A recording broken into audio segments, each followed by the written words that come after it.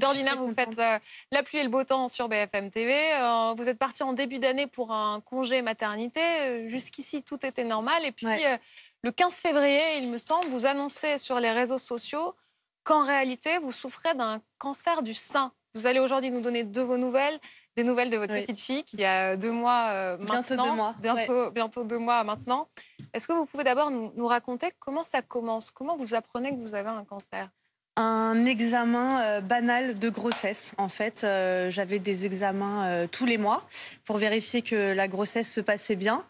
Et mon obstétricienne me vérifiait en même temps la poitrine. Et ce jour-là, donc on était le 22 décembre, elle sent une petite boule, mais elle s'inquiète pas du tout.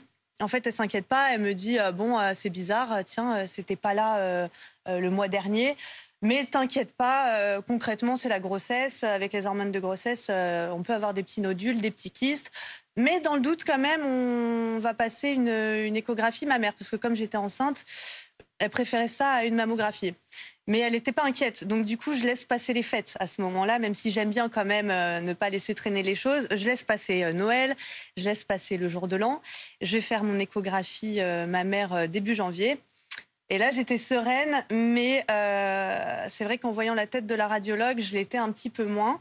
Là, elle m'explique que en fait, ce qu'elle voit, ça s'apparente plus à une tumeur. Donc tout de suite, le mot fait très très peur parce que tumeur, voilà, c'est un mot qui est fort. Mais elle me rassure quand même. Elle me dit qu'une tumeur, voilà, ça peut être bénin, c'est pas forcément cancéreux, mais que ce qui l'inquiète, c'est que, alors elle emploie des mots que je comprends pas trop. Elle me dit que les bords sont irréguliers, sont flous, donc que voilà, on préfère dans ces cas-là faire une biopsie. Et je savais pas du tout ce qu'était une biopsie. Le docteur confirmera ça, mais concrètement, c'est une anesthésie locale qu'on nous fait avec une aiguille. On prélève un peu de tissu de la tumeur en question pour l'envoyer au labo. Et ensuite, ils analysent les tissus. Et ensuite, il y a une attente 10 jours, interminable. quoi, 11 jours, vous Moi, attendez? ça a été 11 jours. Alors apparemment, ça dépend des labos. Moi, en l'occurrence, j'ai pas eu de chance parce que je crois que ça tombait. Alors, c'était avant un week-end. Ensuite, le lundi, ils étaient fermés. Donc, forcément, ça a reporté ça à 11 jours. Et 11 jours, ouais, assez difficile parce que j'avais une intuition que c'était ça. En fait, j'avais cette intuition, je ne sais pas pourquoi, j'avais cette intuition, même si forcément, à ce moment-là, j'ai fait ce qu'il ne faut pas faire, mais ce que tout le monde va faire finalement, aller regarder sur Internet. Donc, j'ai vu que c'était quand même assez rare d'avoir un cancer en ayant la trentaine et encore plus enceinte. Donc ça devrait vous rassurer. Ça me rassurait, c'est vrai, ça me rassurait, mais quelque part, en fait, je me disais c'est pas possible, mais quand même, je gardais cette, enfin, je sais pas, il y avait cette petite voix où je me disais c'est potentiellement c'est ça. Mais c'était quand même très bizarre parce que j'avais pas mal. En fait, on a pas mal, on se sent pas du tout malade à ce moment-là. C'est ça qui est incroyable. Alors, on sent qu'on a une petite boule, effectivement. Moi, je l'avais pas senti. Parce qu'on m'a jamais appris finalement à faire l'autopalpation. C'est vrai que les gynécologues nous apprennent pas forcément à le faire. Et moi, j'y allais quand même assez régulièrement, même quand j'étais pas enceinte. Et à chaque fois, elle me vérifiait la poitrine, il n'y avait pas de souci. Donc, je lui faisais confiance. Je me le faisais pas moi-même. Et donc, certes, il y avait cette boule-là, mais j'avais aucune douleur. Donc, Comment vous du coup, l'apprenez ensuite? Il y a le résultat de la biopsie qui tombe, mais c'est quelqu'un qui vous l'annonce. c'est la radiologue, ouais, qui me l'a annoncé. En fait, ce jour-là, on m'avait déjà planifié ce rendez-vous. C'est-à-dire que là où j'ai été faire ma biopsie, ils nous fixent un rendez-vous déjà, quels que soient les résultats, pour être sûr que dans le cas où les résultats seraient négatifs, la personne ne les reçoive pas par mail ou n'y aille pas toute seule peut-être les chercher. Donc moi, il m'avait fixé un rendez-vous et il m'avait conseillé d'être accompagnée de quelqu'un. Donc ma maman est venue avec moi pour chercher ces rendez-vous. Quand je suis arrivée, j'étais un petit peu rassurée parce qu'il se trouve que la personne qui m'a accueillie, c'était une jeune femme qui travaillait là. Bon, c'était très maladroit, mais en même temps, je lui en veux pas. Qui nous dit à ma maman et à moi-même bon voilà, vous allez attendre ici, la radiologue va arriver, moi je connais les résultats mais je suis désolée, je peux pas vous les dire, c'est vraiment le médecin, voilà. Mais d'un ton un peu enjoué, donc on se regarde avec ma maman, on se dit bon, c'est que ça va si elle nous dit ça comme ça. Et là en fait on attend 5 minutes et la radiologue rentre dans la pièce, aucun mot, juste bonjour, voilà, ça va, installez-vous. Rien par rapport aux résultats. Donc là, on se regarde de nouveau avec ma mère et moi, je me dis, OK, j'avais compris tout de suite parce que voilà, je me suis dit s'il y avait rien, elle serait rentrée. Elle sait que ça fait 11 jours que j'attends mes résultats. Elle m'aurait dit tout de suite bon bah vous inquiétez pas. Tout va bien, mais comme j'avais eu la biopsie, j'avais un hématome à ce moment-là à cause de la biopsie. Elle m'aurait dit bon bah je vais juste vérifier, voir si tout va bien, voilà. Là, elle me disait rien, elle m'a auscultée, elle a regardé sous les selles aussi. Enfin, ça a duré un certain temps où elle m'a rien dit, mais encore une fois, à ce moment-là, j'en veux à personne, mais c'est vrai que malheureusement, et c'est normal, ce ne sont pas les oncologues qui nous donnent le diagnostic. Les oncologues, on va les voir ensuite, une fois qu'on sait qu'on a un cancer. Et c'est le radiologue, du coup, qui doit nous annoncer ça. Et je pense qu'ils n'ont pas forcément, et heureusement, ils ne le font pas tous les jours. Et du coup, il y a peut-être ce manque de formation là-dessus. Et c'est vrai que c'est moi qui ai prononcé le mot cancer. Elle ne me l'a pas dit. Elle vous l'a pas dit? Elle ne me l'a pas dit. Vous lui avez dit j'ai un cancer?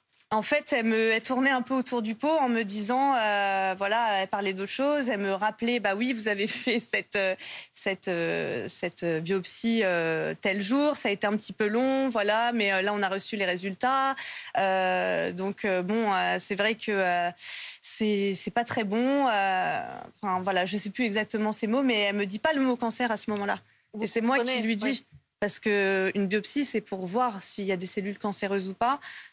Donc soit c'est mauvais, soit c'est bon. Donc là, à partir du moment où elle me dit les résultats sont pas bons, c'est moi qui lui dis du coup j'ai un cancer, et elle me dit oui, c'est un cancer. Et là, c'est le coup de massue. Ah bah là, à ce moment-là, je sais plus du tout ce qu'elle m'a dit. Je n'ai aucun souvenir de ce qu'elle m'a dit, parce que forcément sur le coup on pleure, on n'est pas bien, on entend les mots mais on n'arrive pas du tout à les digérer. C'est impossible en fait. On était moi j'étais à 6 mois de grossesse, presque 6 mois. C'était que des rendez-vous médicaux par rapport à mon bébé. On est dans notre bulle, c'est première grossesse, tout va bien, parce qu'à part les maux du premier trimestre, j'ai pas eu de complications. Voilà, j'ai eu cette chance-là de ne pas avoir de complications de grossesse. Et c'est vrai que quand elle nous explique, et en plus c'est tellement d'informations d'un coup, que c'est. Il y a plein de questions. On se dit est-ce que c'est grave? Comment je me soigne et quelles conséquences pour mon bébé? Exactement. Il y a tout ça en même temps, et puis on se dit non mais c'est pas possible.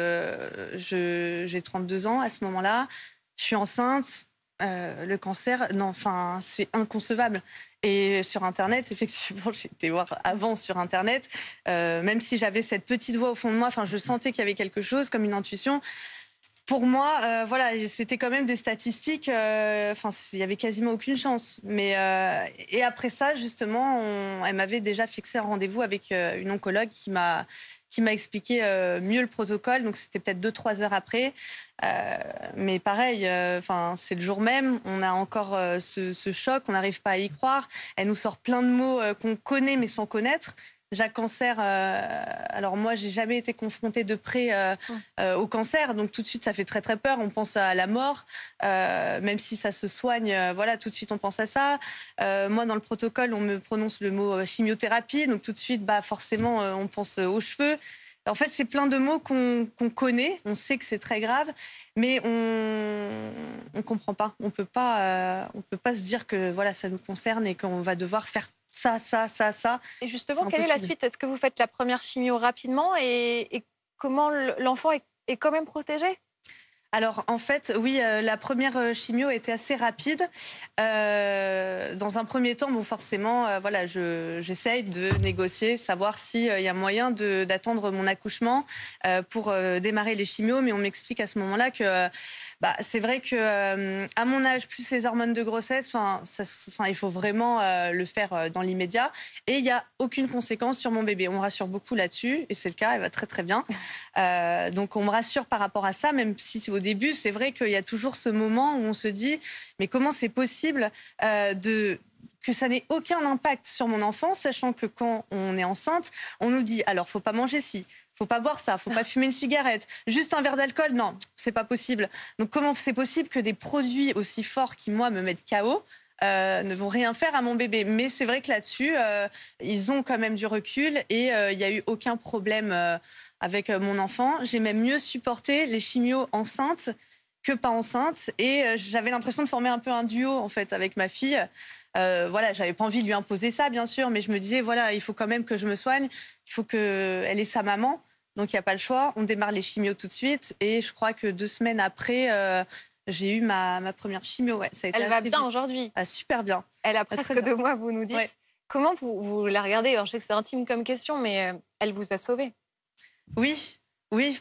Alors, bien sûr, voilà, on nous donne jamais de pronostic. On nous dit pas, ah, vous allez mourir, vous avez 50% de chance. Donc, je sais pas, peut-être que ça aurait été pour moi, j'en sais rien. Mais de ce qu'on m'avait dit la première fois, l'oncologue que j'ai vu m'avait dit qu'effectivement, il fallait faire la chimio rapidement pour me soigner rapidement, parce que si j'attendais l'accouchement, vu que c'était stade 1, ça veut dire que c'était le début, vraiment le tout début. Il n'y avait pas de métastase, donc heureusement, ça a été détecté rapidement.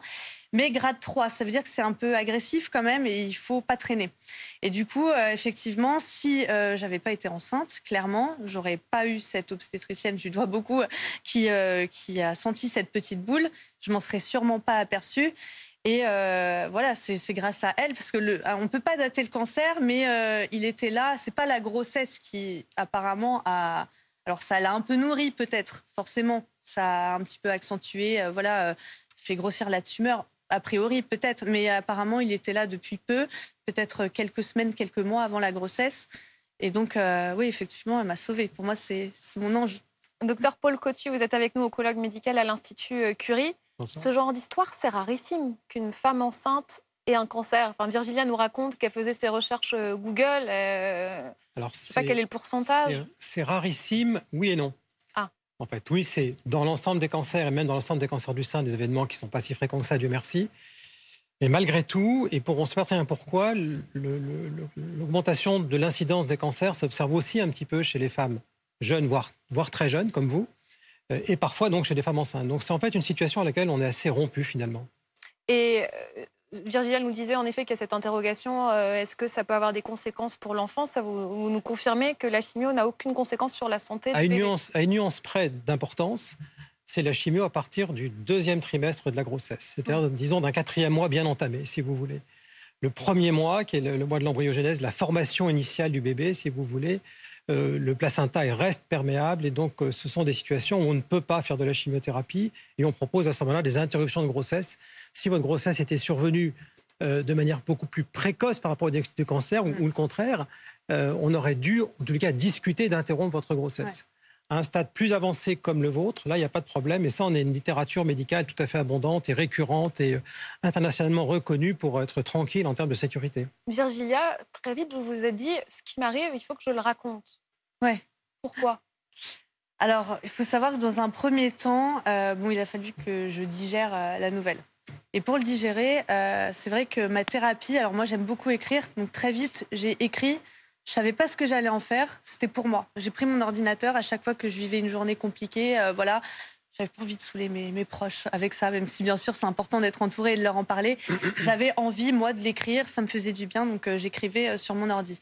Et puis à un moment, en parlant autour de moi, parce que forcément il y a eu un mois avant que j'en parle sur les réseaux sociaux, où je me suis rapprochée d'associations, je me suis rapprochée d'autres femmes sur les réseaux sociaux qui avaient eu ou qui avaient ce cancer. J'en ai rencontré en allant à l'hôpital, un institut Curie. Et en fait, en parlant, je me suis rendu compte que ça faisait du bien, on se faisait du bien mutuellement. Et je me suis dit, alors déjà, d'une part, je ne vais pas le garder pour moi, parce qu'au bout d'un moment, les téléspectateurs, ils vont se dire, alors oui, il y avait le congé maternité qui me sauvait, entre guillemets, donc ça expliquait mon absence, mais ça a une fin. Donc à un moment, ils vont se dire, tiens, pourquoi il ne revient pas, voilà. C'est quelque chose aussi qui fait partie de ma vie. Maintenant, c'est beaucoup de rendez-vous. Voilà, il y a une année peut-être qui va être assez difficile. Donc, je me voyais pas, moi qui postais beaucoup, je me voyais pas faire comme si tout allait bien et qu'il n'y avait pas ça, alors que ça a un impact assez important sur mon nouveau quotidien. Voilà. Et en plus, oui, effectivement, en parlant à des associations et à d'autres personnes, on m'a un peu confortée dans cette idée que c'est important d'en parler. Et donc, j'ai tenté. Déjà, j'ai fait un premier post où j'ai dit ce qui se passait. J'ai dit tout de suite que j'avais pas envie de recevoir des messages, parce que moi, j'avais peur de ça. J'avais peur qu'on m'envoie des messages. Oh, la pauvre. Oh, c'est triste. Oh, comment tu fais? Je déteste ça. Oui, mais dans ces moments-là, on Donc, ne sait pas quoi vous dire. C'est-à-dire que bien sûr. on ne sait pas quoi faire parce qu'on a évidemment envie de vous serrer dans les bras, enfin de vous Ouais. envoyer des messages de soutien, mais on ne sait pas quels sont les mots qui peuvent blesser, quels sont les mots qui font du bien non plus, s'il y en a. Bah, simplement être là, je pense, s'il y a quelqu'un dans votre entourage qui a ça, juste être là, prendre des nouvelles, voilà, lui demander si est-ce que je peux faire quelque chose pour toi. Mais je pense que c'est tout. Pas, c'est vrai que, alors pas forcément moi là, je vais me faire entre guillemets la porte-parole de beaucoup de femmes qui ont cette maladie. Mais c'est vrai qu'il y a des choses, j'ai remarqué, qui énervent. Les phrases, ah mais t'es jeune, ça se soigne bien, t'inquiète pas. Je Ça, on sais vous que l'a c'est dit des phrases. aujourd'hui, ça. Oui, moi je le prends pas mal, mais en parlant à d'autres sœurs de combat, on appelle ça comme ça, j'ai pu constater qu'effectivement c'est un truc qui énerve de dire ah ça se soigne bien maintenant, voilà. Mais c'est vrai, heureusement si c'est pris à temps, il n'y a pas de raison, il faut être positif. De toute façon, il n'y a pas le choix. La tumeur, elle est là, on ne va pas pleurer toute la journée, donc il faut être positif. Mais c'est vrai que j'ai pu constater que certaines femmes, ça allait les énerver. Voilà. Moi, je pense que juste être bien entouré et être là pour vos proches qui ont ça, c'est le plus important. La présence suffit. Ouais, Et en même temps, vous décidez de raconter quand même beaucoup de choses. Il y a le moment où vous devez vous couper les cheveux, enfin, ouais, vous raser le crâne même, que vous ouais. choisissez de raconter. Même on voit les photos des nattes de vos cheveux que vous allez ensuite donner pour que ça puisse Exactement. être une perruque plus tard sur sur Oui. la tête d'une femme. C'est ça. Ça, c'est une association qui s'appelle Fake Hair Don't Care. En fait, ils récupèrent des cheveux. Donc, voilà, si une personne a envie de se faire couper les cheveux, je crois qu'il faut au moins 10 centimètres, il me semble. Hein. Mais ils les récupèrent, effectivement. Alors, il faut plusieurs personnes quand même pour faire une perruque. Apparemment, il faut au moins 7 ou 8 personnes, 8 dons pour faire une perruque entière. Mais au moins, ça contribue effectivement à faire des perruques pour les femmes qui sont atteintes de cancer. Et moi, ça me tenait à cœur parce que voilà, j'aimais beaucoup mes cheveux. Je me suis dit, j'ai pas envie qu'ils partent à la poubelle comme ça. Donc, si en plus je peux aider une femme à ce que, enfin, voilà, ça peut créer une perruque et que ce soit un jour sur la tête d'une autre femme, bon, bah tant mieux. C'est un moment J'étais difficile contente. aussi, de ce moment Et où on dit au revoir à sa chevelure. ouais. C'est aussi pour dire aux autres femmes, Bah, je c'est sais par pour quoi ça vous passez. Ouais, j'en ai parlé en fait. Bon, bah, le premier post, comme je vous disais, c'était un peu le post-test. Je me suis dit, il faut que je le dise, voilà, et puis après on verra. Est-ce que je vais mettre sur les réseaux sociaux ce que j'avais écrit à la base pour moi? Et en fait, j'ai eu tellement de retours. Je m'attendais vraiment pas à ça. Alors bien sûr, j'ai eu des retours, voilà, de mes collègues qui ont été extraordinaires, de mes amis, des proches, mais aussi des personnes que je connaissais pas, et notamment des femmes qui avaient cette maladie ou qui ont eu cette maladie, ou dont la mère, la sœur, le frère même, parce qu'il y a des hommes qui ont des cancers du sein. C'est rare, mais surtout des femmes. Mais c'est vrai que c'est un peu les oubliés. Je pense à eux parce que on parle beaucoup des cancers du sein chez la femme, mais il y en a aussi chez les hommes, et qui m'ont envoyé justement des messages. Et même encore tout à l'heure, ce matin, il y a 2 femmes qui sont venues me voir à l'Institut, parce que j'ai eu une chimio ce matin, et qui m'ont dit ah bah je vous suis. Franchement, merci, c'est super, c'est super. Alors que j'ai pas l'impression de faire grand-chose, hein, juste je raconte. Mais en fait, ça leur fait du bien parce qu'elles vivent la même chose, elles n'arrivent pas forcément à le verbaliser. Et du coup, j'ai beaucoup de retours du style ah bah je vous lis, franchement, j'ai l'impression. Ouais, ça me rappelle ce que j'ai vécu, ou c'est ce que je suis en train de vivre, ou ah bah moi j'ai ma première chimio demain, ça me donne beaucoup de courage de vous lire. Mais d'où vous Donc, vient je suis cette contente. force? Parce que quand je vous vois arriver, Julia, je vous trouve resplendissante déjà. Alors non, mais alors faut savoir que je craque aussi. Voilà, ça je veux le dire, je tiens à le dire, parce que j'ai eu pas mal de messages dans ce sens-là aussi, des femmes qui me disaient qu'elles culpabilisaient parce que elles me trouvaient forte. Et que elles avaient pas. Non, je pleure. Hein. Ça, je voulais le dire. Vraiment, je pleure aussi. Il y a des moments où ça va pas. Mais en fait, dès le départ, il y a eu peut-être 2-3 semaines où j'étais vraiment pas bien. J'arrivais pas à me lever de mon lit. Et au bout d'un moment, je me suis dit, écoute, Virgilia, voilà, le truc, il est là. Tu vas pas faire que pleurer. C'est pas comme ça que ça va se guérir. Il faut maintenant que tu y ailles. Ça va être. Voilà, j'ai pris conscience que ça allait être plusieurs mois, voire une année, pas facile du tout.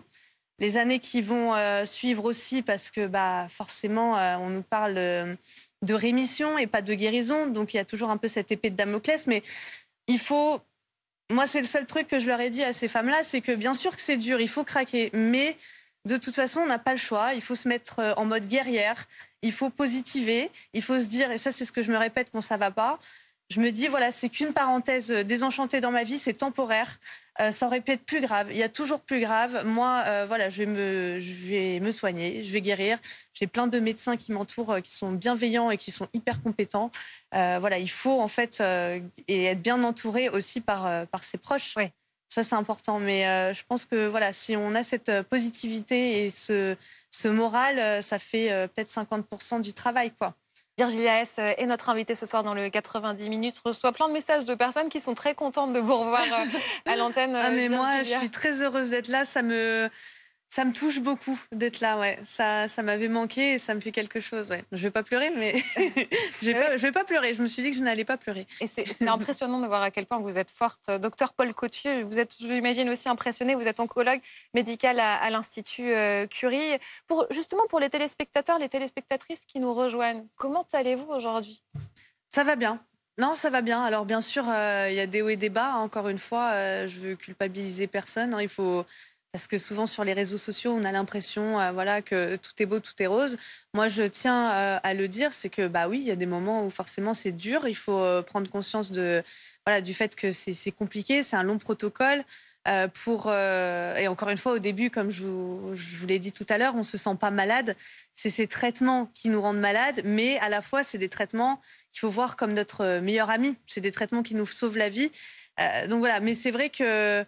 Oui, je garde le sourire parce que c'est important. Encore une fois, je ne vais pas creuser ma tombe tout de suite. Je me bats pour moi, pour ceux que j'aime, pour mon bébé qui va avoir 2 mois. Mais je pense que c'est important de le dire que voilà, il y a des moments où c'est pas facile. Et là, j'ai eu une chimio ce matin, mais c'est un nouveau traitement que j'ai, donc j'ai pas encore les effets secondaires. Donc là, j'en profite. Je vais bien, là, je suis en forme. À quoi vont ressembler les prochains jours? C'est-à-dire, quel est le rythme de chimio dont vous parlez, Ouais. les moments où vous vous sentez bien? Bah Est-ce qu'ils sont nombreux? Alors là, comme c'est un nouveau traitement de chimio, en fait, moi, mon protocole, pour vous dire, je démarre par 8 chimios, donc 4 d'une solution qu'on appelle EC et 4 taxotères. Et en fait, c'est pas les mêmes effets secondaires a priori que je vais avoir. Et c'est vrai qu'avec le EC, je les avais dès le soir même. Donc ça durait peut-être une grosse semaine où bon bah voilà, c'est des choses pas très drôles. Alors encore une fois, j'aime pas parler des effets secondaires parce que ça dépend vraiment des personnes. Il y en a qui vont rien avoir, il y en a qui vont avoir tel effet secondaire, d'autres non. Moi en l'occurrence, voilà, bon, j'étais pas bien, j'avais beaucoup de fatigue, des maux de tête et puis nausées, vomissements. Alors au début, je savais pas si c'était la grossesse ou pas. C'est vrai que c'était voilà, comme j'étais enceinte pendant 2 chimios, j'ai fait 2 chimios enceinte.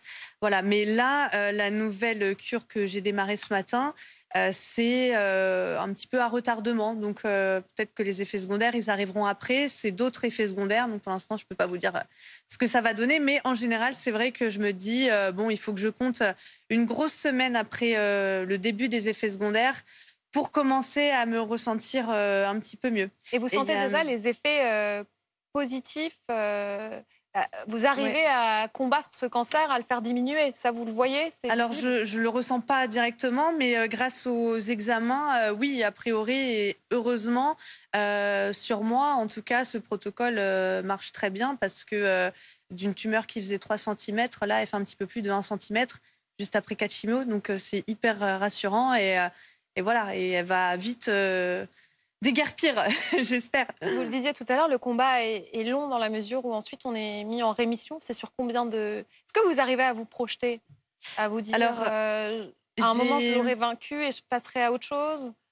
En fait, je pense pas forcément. J'essaie de pas y penser parce qu'il y a tellement déjà d'étapes qu'au début, c'est vrai que quand on nous annonce le protocole, donc voilà, avant même de démarrer les chimios, on nous dit bon bah tu vas faire tel examen, ensuite tu auras ça, demain tu en as 2, tu en as un le matin, tu as celui-là.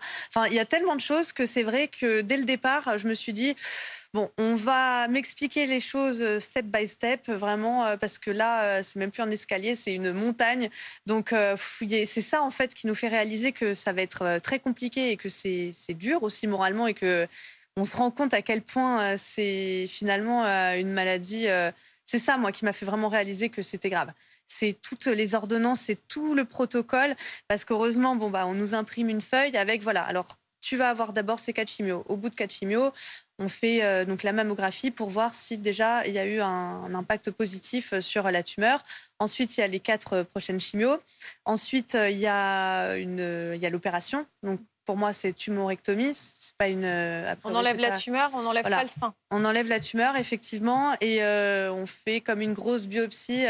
Je parle sous le contrôle du docteur. Il a l'air On devient un d'approuver. peu oncologue soi-même au bout d'un moment. Voilà. Mais en fait, on analyse effectivement après opération ce qui reste de la tumeur. S'il n'y a plus de cellules cancéreuses, on peut attaquer la radiothérapie. Ça, c'est sur plusieurs semaines. Je pense que ça dépend des cancers et des personnes, parce qu'il y a plusieurs cancers du sein, ça aussi, il faut le dire. Et ensuite, effectivement, on a l'hormonothérapie. Donc ça, c'est plus facile, entre guillemets, par rapport à la chimio. C'est-à-dire que c'est un comprimé à prendre chez soi tous les jours. Mais effectivement, c'est pendant plusieurs années. Moi, pour le coup, ça sera 5 ans. Il y en a, c'est 10 ans. Ça aussi, ça dépend des cas. Et voilà, donc c'est vrai que c'est long parce qu'en fait, l'hormonothérapie, si j'ai bien compris ce qu'on m'a dit, à ce moment-là, même s'il n'y a plus de tumeur, on ne nous parle pas de guérison, on nous parle de rémission. Ça veut dire que l'hormonothérapie, et voilà, arrêtez-moi si je me trompe, ça sert à empêcher cancer numéro 2 d'arriver, en fait. C'est un petit peu ça. C'est-à-dire que le cancer, super, vous l'avez plus, mais on va tout faire pour éviter une récidive, et c'est pour ça que c'est important de faire ce traitement d'hormonothérapie. Et n'hésitez pas à me couper si... L'ensemble est fait pour empêcher la récidive. Oui. Oui, La déjà, guérison, même la c'est chimio. l'absence de récidive. Ouais. C'est comme ça que ça se définit, en fait. Oui, il y a un moment où on dit qu'on est guéri. Donc ça y est, C'est une, l'histoire est terminée. c'est une définition qui est subtile, en fait, la guérison en cancérologie. Guérir, c'est ne pas rechuter. Donc après, à quel moment vous dites que vous ne rechuterez jamais ?